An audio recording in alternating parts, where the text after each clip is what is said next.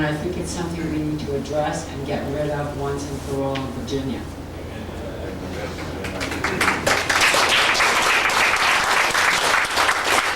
You've got to remember, not only is it important for health care and for our Second Amendment rights on these two bills. Well, I'd like to add also that the gun bill will also create jobs in Virginia. Currently, there are no gun manufacturers. But you can bet that if we have this law passed, they'll be flocking here.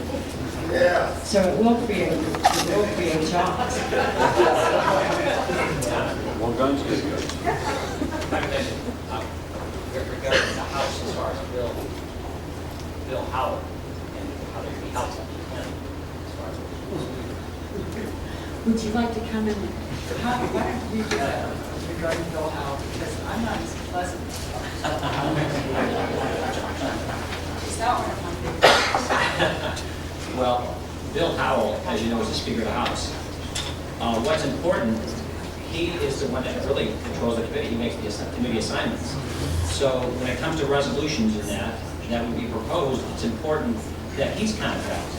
Because we had a resolution last year having to do with the North American Union. And I met with Bill in his office. I drove from Fredericksburg down south, proposes one. And of course, they have all these feel-good resolutions. If you read some of these things, you know, about recognizing this person or that person. And so after they were spoken to down there, I asked Bill, I said, you know, Bill, he said, after saying how much it cost, I said, Bill, how about we have all these feel-good resolutions? How about something that's to protect the very sovereignty of the country? He said, well, you're going to quit bugging me? We'll do something. Well, in fact, man, I voted on the committee because of that.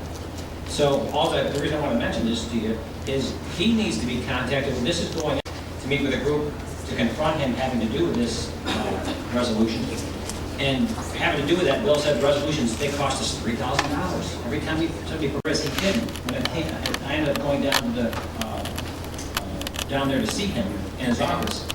And he told me it was a waste of time. That we the citizens should, let Congress know. It was a waste of time for them to prepare a resolution. In other words, one of us, if we had help from Captain, said, wait a minute, Bill. I said, you represent our whole, the legislature represents our whole state. That's everybody. Don't you think it would have been a little bit more powerful if it came from them, right? So anyways, we had a resolution last year that never even was on. Well, these resolutions and so on that comes up, the Speaker of the House has to be contacted because he's the one that can put the pressure on these people in the committees so it doesn't even get voted on. So you just need to be mindful of that, that's all. Next one, all right? Thank you. I just want to say, as far as the 10th Amendment, Don was talking about where we have a cause of action. That's, again, where we have to help the Speaker get a spine when it comes to all he has to do.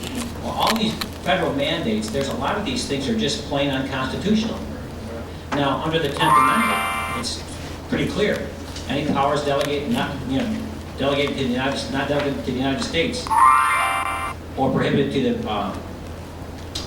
well, you know what, that's why I carried this. But anyways, in the 10th Amendment, just what I have right there. The power is not delegated to the United States by the Constitution, nor prohibited by it to the states, are reserved to the states respectively or to the people. So it's already there. See, it's a case of the people here in our own state adhering and saying, look, the federal mandate is unconstitutional, and they've got a cause of action already because they're trying to impose something on them that isn't, it's unconstitutional. And we, the people, really have the authority, but we have to put the pressure on them just to adhere to what the Constitution says. So it's important that we know, and it's good to have one of these things handy. Thank you. Thank you, Herb. Yes. In regards to what's being said, the amendment is sovereignty, and last session, Christopher Peace introduced that, but one day before they went out of session. So it never even made it to committee. So Right. it really did not fail, which he said it failed. It did really not fail. Yes, and he plans to reintroduce Yes, he the does. state sovereignty resolution. Now, But back- one of the things Herb is trying to warn us of is Bill Howell doesn't like resolutions. Because resolutions really don't do anything. It doesn't change the law. Okay? To amend the Sovereignty Act of Virginia, Bill House said to me when he was confronted a couple of times, Victoria, do you really think it's gonna do any good? And I said, Bill, I really do. If we drive it to DC, however, you don't even wanna know how I am gonna drive it. Is that, can you hear me now? Is it, yes, it will make a difference. Because what you're proposing sounds like work to me, as far as what you're saying. And why bother? No, we're gonna bother, Bill, and we are gonna amend the sovereignty bill. So right now, Christopher has agreed that we're looking at the Alaska sovereignty bill amendment and Missouri because those have teeth in them. And also introduce them to the Patrick Henry caucus, which all the states are joining that caucus with Colorado out of Utah. It's getting bigger and bigger. For people that don't know what that is, it's for state legislatures to join together with passwords to talk privately of what they're doing state to state. So that if it really does come to all-out revolution or whatever, Utah has salt, we have fish. We're going to help one another state to state by interstate commerce and trading goods for survival reasons. That's exactly like Texas, Oregon, and now Colorado has joined that as far as manufacturing of weapons back to the Second Amendment of the Constitution because they're bringing up interstate commerce.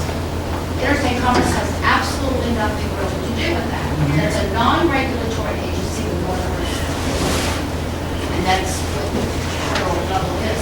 It doesn't even pertain. And what they really want to do is override that law in the Supreme Court in the 1800s that a farmer that was growing grain was going to be charged money to sell that to someone else, and he wasn't even selling at the time, much less across state lines.